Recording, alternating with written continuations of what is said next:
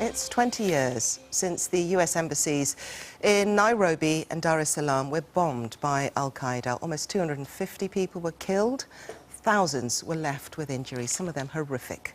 The bombings were the first major attacks by Al-Qaeda, the first time many of us even heard of Al-Qaeda, and they targeted the United States. Well, afterwards, the FBI placed its leader, Osama bin Laden, on its list of top 10 most wanted fugitives.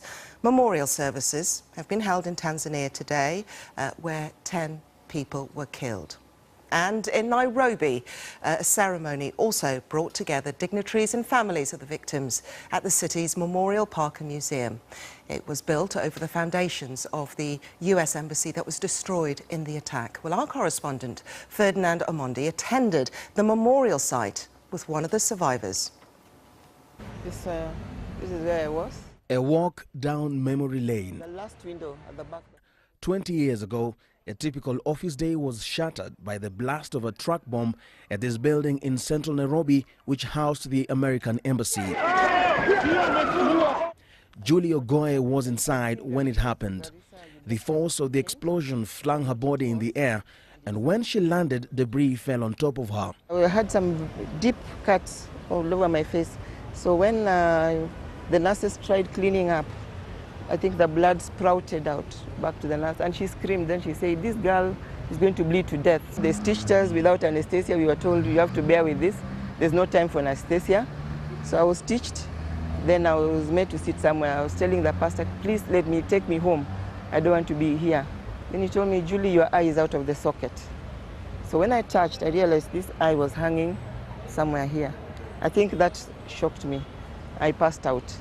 Julie underwent 3 operations, including one in Germany, to save her life. But she lost her left eye. Nevertheless, she counts herself lucky to have survived an attack in which over 200 people died. I feel like I've lived a bonus 20 years of life. I look at that spring of water, and as it sprouts and goes all around, it gives me hope. For about 3-4 years, I couldn't get anywhere around Selassie or around Harambee Avenue. I kept thinking something will happen. But today, nowadays I can come here. I feel that we are conquering. This memorial park is now a permanent reminder of Kenya's first encounter with international terrorism, an attack claimed by Al-Qaeda targeting American institutions, but in which the vast majority of victims were local Kenyans and Tanzanians.